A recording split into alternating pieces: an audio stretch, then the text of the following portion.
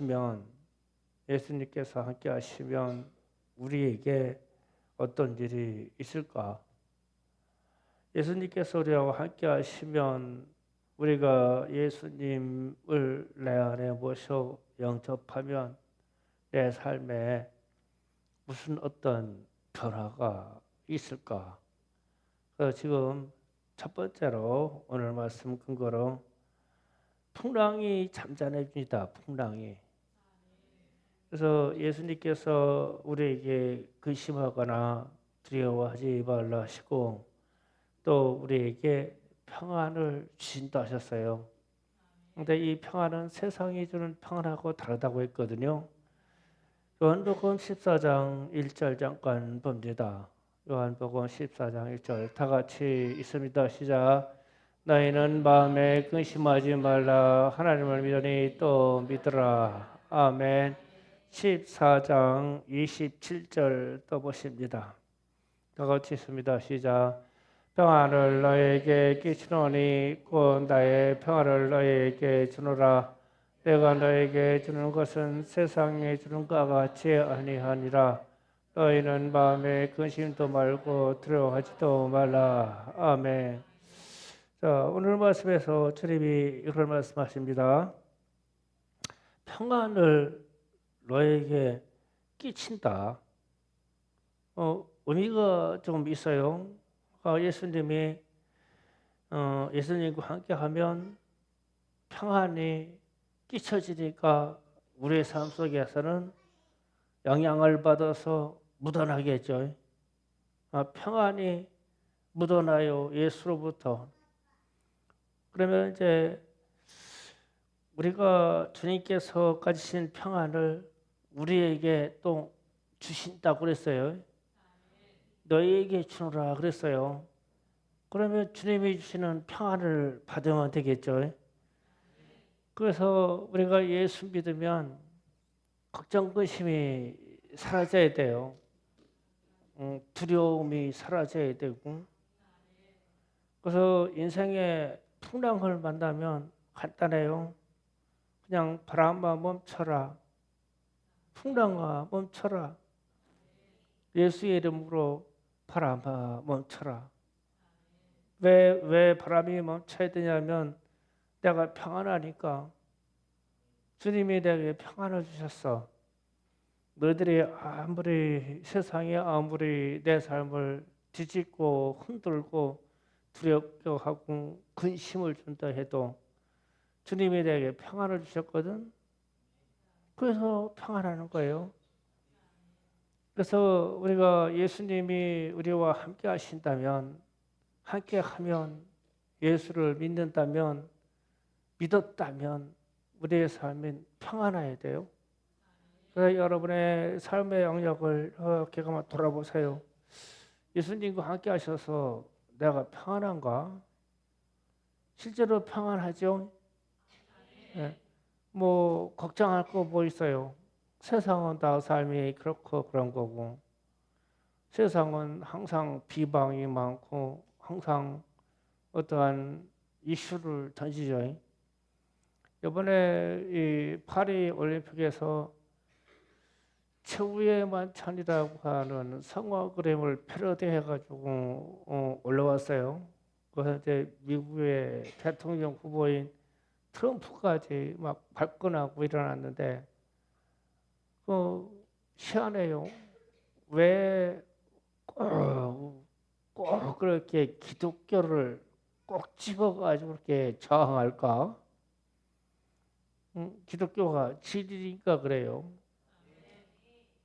그러면서 이제 거기에 등장하는 사람들의 면면이 이번에 다 올라왔더라고요. 그 사람들이 동성애자들이고 성전환한 사람들이고 그런 성에 대한 관계에 대한 일을 하는 사람들이고 연극하는 사람들이고 그런 사람들이더라고요. 거기 등장한 사람들이. 그래가지고 이상한 분장하고 뭐 뒤에 있는 어떤 사람은 완전히 성기도 노출하고 서 있다고 그러죠. 그냥 벗고서 페인트 칠해놓은 거예요. 그러니까 노출해서 그렇게 하고 한다는 거예요. 왜 그러냐? 그러면서 이제 그 사람들은 이렇게 말해요. 이게 자유다. 이게 우리가 원하는 자유다라고 말하는 거예요. 그게 자유가 아니라 그건 범죄예요. 근데 자꾸 세상이 그렇게 변해가죠. 그래서 우리가 그런 것을 보면 평안이라고 하는 것과 자유라고 하는 것은 하나님 안에서 하나님의 말씀이 우리에게 역사할 때 평안한 거예요. 그러니까 예수님이 내가 너에게 평안을 주노라, 평안을 끼치노라 그랬어요. 그러면 주님이 주는 평안은 하나님의 말씀 안에서 주님의 사랑 안에서 평안한 거예요. 우리가 하나님의 말씀을 어기고 좀 파리 올림픽 패러디를 얘기했지만 어기고 그렇게 해봐야 그 마음이 자유롭고 평안한 건 아니에요. 하나님 안에서 예수님이 함께 하신다면 이 전제가 붙었을 때 평안한 거예요. 그 저와 여러분은 예수를 믿으니 여러분의 삶에 평안하고 인생의 풍랑이 잔잔해지기를 원해요. 이 풍랑이 잔잔해지도록 다스려야 되는 거예요. 우리가 예수의 이름으로 기도의 능력으로 이 풍랑과 이 세상 파도를 말씀으로 다스려야 됩니다. 그 다음에 얻어지는 평안이 진짜 평안입니다. 그래서 우리는 예수의 이름으로 평안을 취해야 돼요. 그래야 예수님이 그 평안을 우리에게 주고 끼쳐주는 거예요. 여러분의 삶과 여러분의 가정이 평안하기를 원합니다. 왜냐하면 예수님이 함께 하시니까 예수님이 함께 하시면 평안해요. 자, 두 번째로 생각합니다. 예수님이 우리와 함께 하신다면 무슨 일이 있을까? 사망이 쫓겨나야 돼요. 사망이. 그래서 예수님이 요한복음 14장 6절 잠깐 읽어보고 갑니다. 다 같이 있습니다. 시작. 예수께서 이르시되 내가 길이요 진리요 생명이니 나로 말미암지 않고는 아버지께로 올 자가 없느니라. 아멘. 주님이 길이고 진리고 생명이라고 그랬어요. 길과 진리의 생명의 반대말은 사망입니다. 길이 아닌 것, 거짓된 것, 생명의 반대말은 사망이죠. 그래서 예수로 말미암아 우리가 생명을 얻어요. 예수를 믿는 자에게 사망에서 생명으로 옮기셨다고 그랬어요. 이게 예수 믿는 사람들의 믿음이에요. 우리 안에서 역사하는 영원한 생명이에요. 그래서 우리는 이 생명을 갖습니다. 하나님 아버지께로 올 때에도 갈 때에도 예수로 말미암지 않고는 하나님 나라에 들어갈 수가 없습니다. 왜냐하면 예수님이 길이고 진리고 생명이기 때문에. 그러니까 예수님이 함께 하신다면 우리를 사망에서 생명으로 옮겨놓은 거예요. 그게 구원입니다. 로마서 8장 1절 2절에서도 표현되어 있습니다. 다 같이 읽어봅니다. 그러므로 이제 그리스도 예수 안에 있는 자에게는 결코 정죄함이 없나니 이는 그리스도 예수 안에 있는 생명의 성령의 법이 죄와 사망의 법에서 너를 해방했음이라. 아멘. 우리가 예수 안에 그리스도 예수 안에 있는 생명의 성령의 법이 생명이라고 그랬죠. 이 생명의 법이 죄와 사망의 법에서 우리를 해방시켰대요. 이게 예수 믿는 사람의 능력입니다. 그래서 우리는 죄와 사망의 법에서 해방되었기에 우리의 삶은 최종적으로 죄와 사망이 우리에게서 쫓겨난 거예요. 우리에게 성령의 법이 생명의 법이 들어오면 죄가요 쫓겨나요. 성령이 오시면요 죄가 쫓겨나요. 주님의 생명이 들어오면요 죄가 쫓겨나요. 죄가 쫓겨난다는 것은 사망이 쫓겨나요. 그래서 우리가 감히 말하는 거예요. 우리가 영생을 가졌다고. 우리가 천국의 영원한 나라에 들어간다고 말해요. 왜 그러냐면 죄가 쫓겨나고 사망이 우리 영역에서 쫓겨나기 때문에. 그래서 우리는 영생을 갖는 거예요. 그 영생을 우리가 예수 믿어서 영생을 취했는데 영생을 구걸하는 게 아니에요. 영생을 생명을 주세요. 이미 가졌어요. 가졌으니까 그냥 죄에 대해서 과감하게 몰아내는 거예요. 죄는 따라가야 돼요. 성령의 생명의 밥이 들어오면 죄와 사망은 따라가야 돼요. 왜냐하면 우리가 생명으로 해방되기 때문에 그러한 해방이 있기를 원합니다. 이미 사망이 쫓겨났어요. 그래서 우리가 최종적으로 말합니다. 우리는 영원한 생명을 가졌고 마지막에 부활할 것까지 말해요. 부활한다고. 이거 어마어마한 생명이에요. 그 사망이 어디 있느냐? 우리의 죄에서 우리의 쏘는 사망이 어디가 있느냐? 쫓겨난 거예요. 떠나버렸어. 이게 예수 믿는 사람들의 능력이에요. 그래서 예수님이 함께 하신다면 우리는 사망을 몰아내버리고 생명을 얻어요. 곧 죄를 몰아내버리고 우리는 성령을 얻어요. 그러니까 죄를 몰아내야 돼요. 예수 믿으면 죄가 싫어지는 거예요. 이해가셨죠? 자, 세 번째로 우리가 예수님이 우리와 함께 한다면 우리 생활 속에서 역사하는 귀신이 쫓겨나요. 예수님하고 귀신은 함께 할 수가 없어요. 이 잔을 함께 마시지 못해요. 그러면 귀신이 떠나가야 돼요. 그러면은 우리 삶의 영역에서 귀신의 역사는 우리를 추악하게 하고 더럽게 하고 괴롭게 하고 병들게 하고 가난하게 하고 망하게 하고 죄에서 못 빠져나오게 하고 말씀 듣는 길을 막아버리고 이래요. 그래서 예수의 이름으로 귀신을 쫓아내면 평안해지고 예수의 이름으로 귀신을 쫓아내면 깨끗해져요. 성결해지고 예수의 이름으로 귀신을 쫓아내고 나면 믿음이 강하고 담대해져요. 우리를 왜 자꾸 두렵게 하고 비겁하게 하냐면 우리에게서 역사하는 귀신이 그렇게 해요. 이걸 쫓아내버리면 믿음이 강하고 담대해져요. 그래서 마가복음 5장 1절에서 15절 읽어보면 귀신 들린 사람들 얘기가 나옵니다. 다 같이 읽어봅니다. 시작. 예수께서 바다 건너편 가라사인의 지방을 이르러 배에서 나오심에 곧 더러운 귀신 들린 사람이 무덤 사이에서 나와 예수를 만나니라. 그 사람이 무덤 사이에서 거처하는데 이제는 아무도 쇠살로 맬 수 없게 되었으니 이는 여러 번 고랑을 쇠살을 메었어도 쇠사슬을 끊고 고랑을 깨뜨렸음이라. 그래하여 아무도 그를 제어할 힘이 없는지라. 밤낮 무덤 사이에 나서 산에서 늘 소리 지르며 돌로 자기의 몸을 해치고 있었더라. 그가 멀리서 예수를 보고 달려와 절하며 큰 소리로 부르짖어 이르되 지극히 높으신 하나님의 아들 예수여, 나와 당신이 무슨 상관이 있나이까? 원하건대 하나님 앞에 맹세하고 나를 괴롭히지 마옵소서. 이에 예수께서 이미 그에게 이르기를 더러운 귀신아 그 사람에게서 나오라 하셨음이라.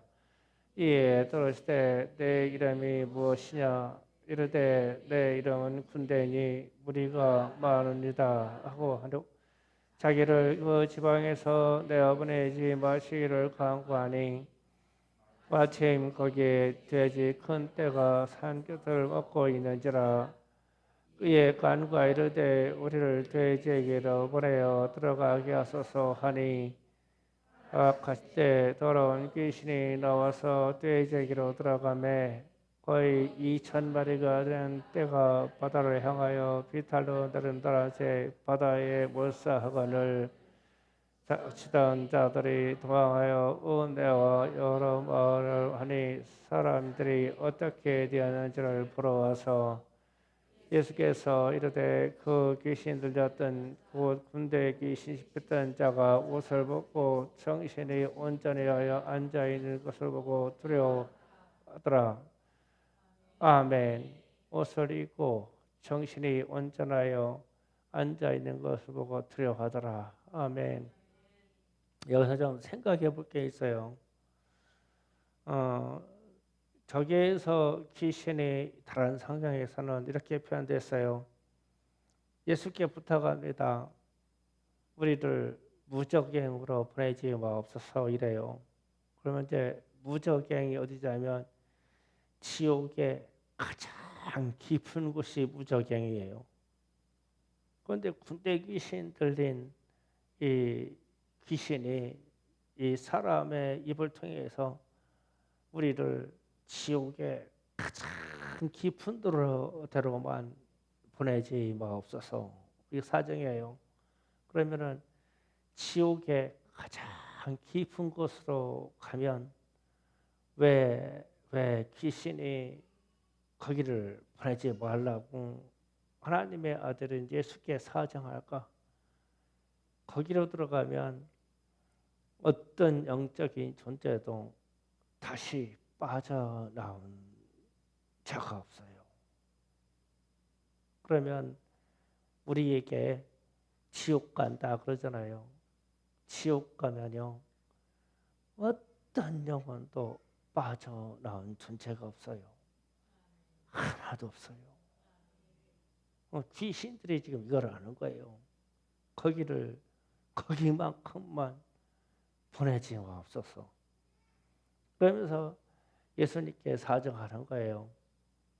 지나가는 돼지떼에게 들어가게 해달라고. 그래서 예수님이 이 영적인 존재들에게 허락을 했죠.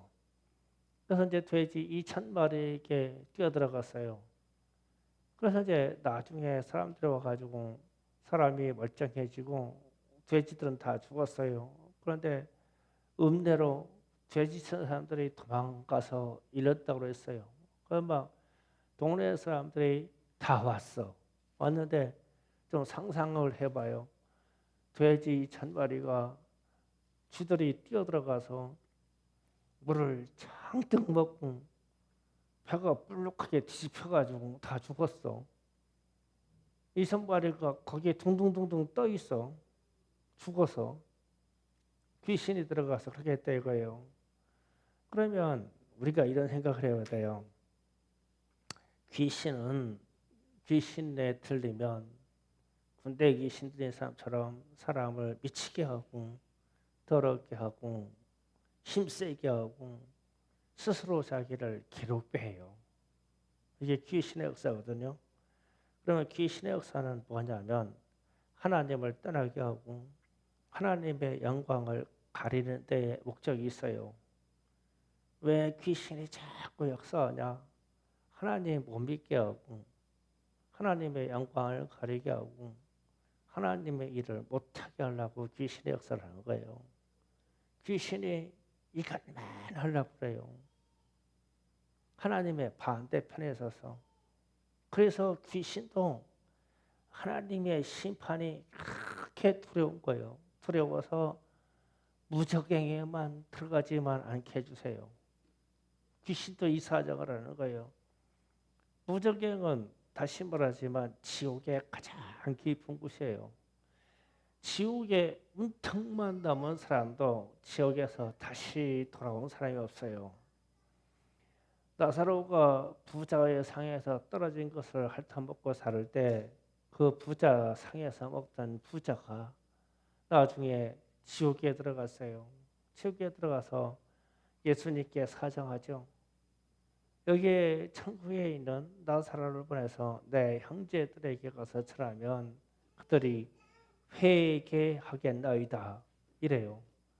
그러면은 부자가 주님 나를 다시 보내주면 될 거 아니에요. 그런데 부자가 지옥에 들어앉아서 지옥의 영역을 절대 벗어날 수 없다는 것을 부자도 알고 있는 거예요. 이곳이 지옥이에요. 그러면 이쪽으로 끌고 가려고 역사하는 게 귀신의 역사예요. 귀신이 천국으로 몰고 가지는 않아요. 귀신이요, 사람의 육체와 정신과 모든 삶을 그렇게 파멸시키고 그여이 지옥으로 끌고 가려고 그러는 거예요. 이게 귀신의 역사예요. 그래서 귀신의 역사를 가볍게 보면 안 돼요. 그래서 귀신의 역사가 우리에게 나타나면 쫓아내야 돼요. 그래서 제가 말씀이 지금 계속 흐름이 이거예요.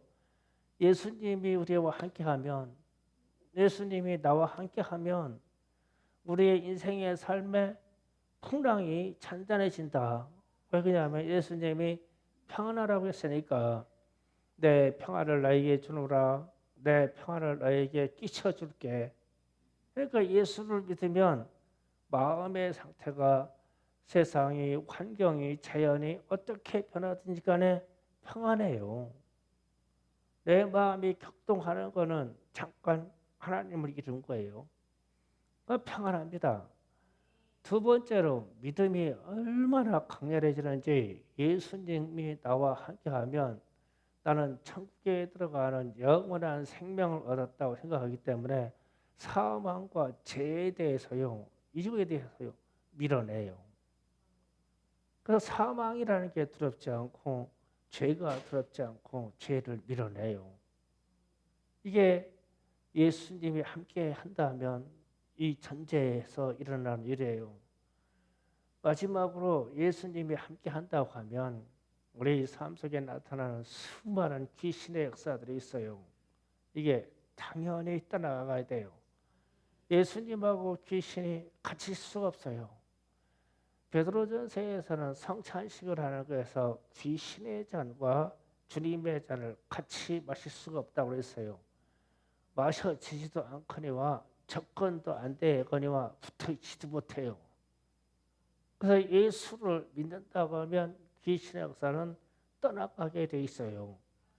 그래서 우리가 예수를 믿는다고 하면 이런 역사들이 우리 주변에서 나타날 때 강렬하게 말하는 거예요. 예수 이름으로 명하노니 더러운 귀신아 떠나가라. 질병을 주는 귀신아 떠나가라.